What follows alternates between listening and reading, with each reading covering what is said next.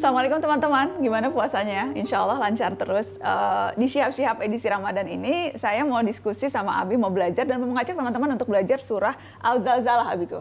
Ya. Nana ingat Abi pernah bilang Al-Zalzalah ini surat yang istimewa. Bahkan keistimewaannya seperti membaca seperempat Al-Quran. Kalau Al-Ikhlas kita kemarin sudah belajar itu sepertiga Al-Quran, Al-Zalzalah seperempat. Apa keistimewaannya, Abiku? Keistimewaannya dia berbicara dengan menyangkut hari kemudian. Dan inti-inti yang terjadi pada hari kemudian, intinya apa? Bicara kiamat ini? Bicara kiamat, ada goncangan bumi, dan goncangan itu terjadi di seluruh persada bumi, bahkan bisa jadi di alam raya. Kemudian ada penjelasan bahwa ketika itu akan jelas segala sesuatu, bahkan bumi akan berbicara. Kemudian ada tekanan, dan ini yang terpenting, bahwa jangan pernah enggan melakukan kebaikan walau sedikit, karena itu akan ditemui di hari kemudian. Jangan juga berani-berani melakukan keburukan walau kamu anggap sepele, karena itu pun akan terlihat di hari kemudian. Biku, tapi kan Al-Quran banyak memuat pesan-pesan hari kiamat. Iya. Kenapa ini surah ini menjadi lebih istimewa dibanding yang lain? Karena dia itu tadi terhimpun di dalamnya intinya. Oh, semua apa yang akan terjadi di hari itu? Iya, karena misalnya awalnya terjadi goncangan, bahwa goncangan itu terjadi di seluruh persada bumi. Nah, kemudian yang kedua, bahwa bumi akan menyampaikan segala apa yang pernah terjadi di persada bumi ini. Itu sebabnya nanti sementara ulama ada berkata begini, kalau sholat, mau sholat lagi, pindah walau selangkah dari tempat semula. Biar lantai tempat Anda berdiri pada sholat pertama menjadi saksi, menyampaikan di hari kemudian bahwa si A pernah sholat di sini, dan lantai yang satu lagi menyaksikan lagi. Ya toh? Nah, baru kesimpulannya apa? Dalam menghadapi hari kiamat, jangan pernah menganggap kecil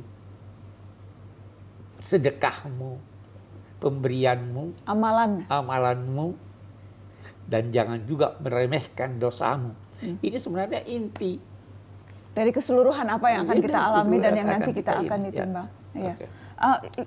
Kalau misalnya kita bicara soal bumi, jadi iza zuzratul ardu itu jadi bumi, menggambarkan bumi. Bumi, al-ard itu bumi. Nah, di sini dia katakan iza zulzilatil ardu zilzala wa akhrajatil ardu asqala. Al-ard diulangi 2 kali. Ya. Sebenarnya dia bisa katakan wa akhrajat, dan dia mengeluarkan isinya, ya kan? Tapi bumi mengeluarkan isinya. Kenapa diulangi bumi? Bahwa guncangan itu, gempa itu tidak terjadi pada hanya satu lokasi di bumi ini, tetapi seluruh bumi ini tergoncang.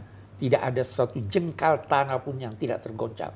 Sehingga dilukiskan di ayat yang lain, gunung-gunung itu yang demikian tinggi, itu rata bagaikan dataran. Tapi itu tidak dijelaskan di Al-Zalzalah. Ini dijelaskan di tempat lain. Tapi itu dikandung oleh iza zulzilatil ardu zilzala. Dan manusia bertanya apa yang terjadi? Wa qala insanu malah. Manusia bertanya apa yang terjadi dengan bumi ini? Pertanyaan itu boleh jadi tidak dalam bentuk ucapan, tetapi kebingungan itu orang ketika itu dilukiskan dalam ayat yang lain, semua bingung. Engkau menduga mereka mabuk padahal tidak mabuk. Ketika itu semua yang memikul satu pikulan diletakkan pikulannya. Ibu-ibu yang hamil keguguran, ibu-ibu yang menyusukan anaknya melupakan anaknya. Yauma idzin tuhadditsu akhbaraha bi anna rabbaka auhalaha, bahwa Tuhan mewahyukan kepadanya. Ini lagi satu hal yang kita ingin lihat redaksi Al-Quran. Bumi ini, alam raya ini diciptakan Tuhan dalam 6 hari, 6 periode. 2 periode itu menciptakan bumi. 2 periode menciptakan langit. Dan bumi berserta isinya jumlahnya menjadi 4 hari, jadi 6 hari. Itu kan berproses. Tetapi guncangan ini terjadi karena Tuhan mewahyukan kepadanya, bukan memerintahkan. Wahyu itu adalah isyarat cepat. Itu berarti goncangan itu terjadi demikian cepat. Begitu Tuhan memerintahkan, begitu terjadi goncangan. Tuhan memerintahkan. Jadi ini konteksnya Tuhan mewahyukan, itu mewahyukan ke bumi. Mewahyukan ke bumi. Wahyu itu artinya memberi perintah isyarat yang cepat. Sehingga bumi dengan cepat pula bereaksi atas perintah Tuhan. Bi'anna rabbaka auhala. Tuhan yang memerintahkan saya begini, cepat, kalian mendadak. Ini adalah perintah Tuhan. Dulu waktu pertama kali saya diciptakan itu bertahap. Ya kan? Itu. Anna rabbaka auhala. Yauma idzin yasdurun nasu ashtatan liyurau a'malahum. Ketika itu kamu akan melihat manusia berbondong-bondong, yasdurun nasu ashtatan, untuk mereka lihat atau diperlihatkan hasil pekerjaan mereka. Diperlihatkan, jadi seakan-akan terekam. Pada hari itu manusia kembali dari kuburnya dalam keadaan yang bermacam-macam, supaya diperlihatkanlah amal-amal mereka. Jadi ditunjukkan, ini kamu dulu begini. Jadi yang sudah dikubur, yang sudah meninggal pun, ya saat itu mereka berbondong-bondong keluar dari kuburnya menuju padang mahsyar. Ketika itu ditunjukkanlah setiap orang kalau kita ilustrasikan, dipaparkan di depannya, ini loh yang kamu kerjakan tanggal sekian, ini persis di video. Bermacam-macam itu, jadi sesuai dengan di sini Abi tuliskan bisa bertingkat-tingkat. Sesuai dengan tingkat keimanan, kekufuran, amal-amal mereka. Ya. Jadi cara mereka datang, kondisi kejiwaan mereka, apa yang mereka lihat itu bermacam-macam sesuai dengan hasil amalan mereka di dunia.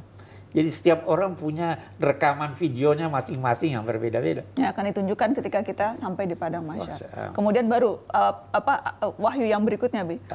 Maka barang siapa mengerjakan kebaikan sebesar zarah, niscaya dia akan melihatnya. Abi akan terangkan ini apa? Wa may ya'mal. Amal itu apa? Amal itu penggunaan daya.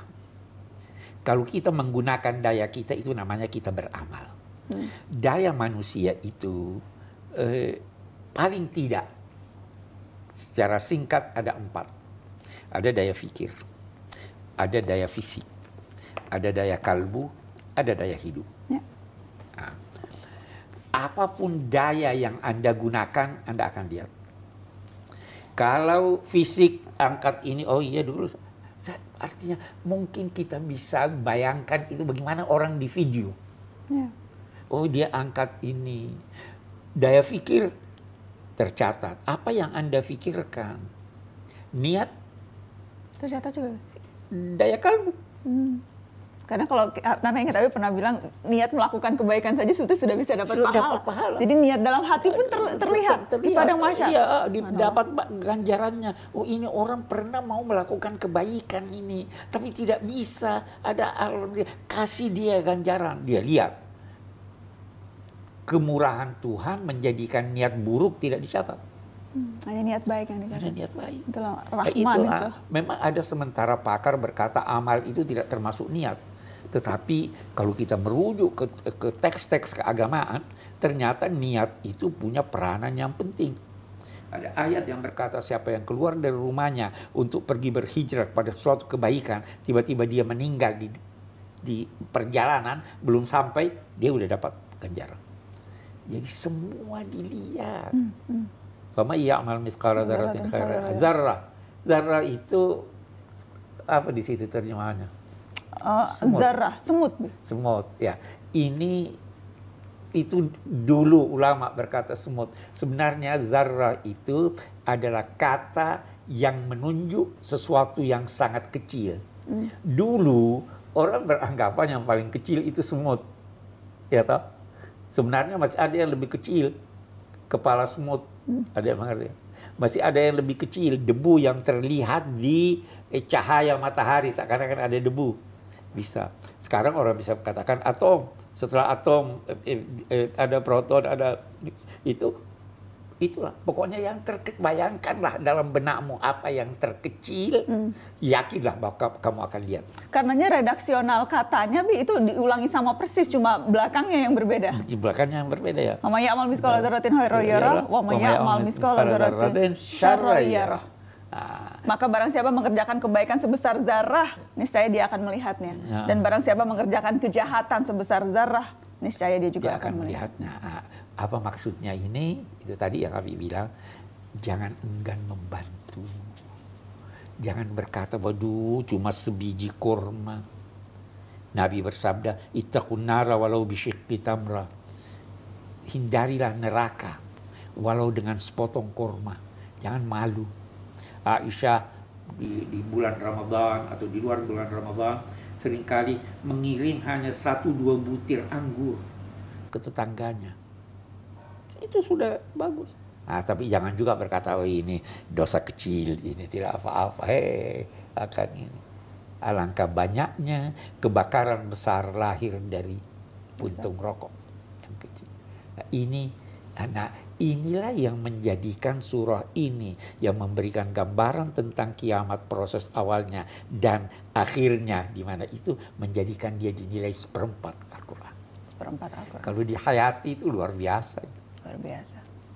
Pesannya itu, jangan underestimate kebaikan dan jangan juga underestimate keburukan. Ya, itu. Terima kasih Abiko. Terima kasih teman-teman. Insya Allah bermanfaat untuk kita semua. Assalamualaikum.